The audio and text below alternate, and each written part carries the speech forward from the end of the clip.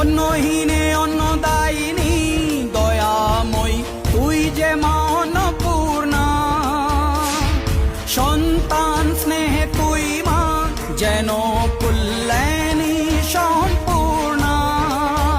তোর কথা যেন মন্ত্রোচ্চারণ, বজ্র সম কঠিন অনুশাসন। ধৈর্যের সর্বংসহা পৃথিবী, ধর্ম ও ন্যায়ের প্রতিচ্ছবি।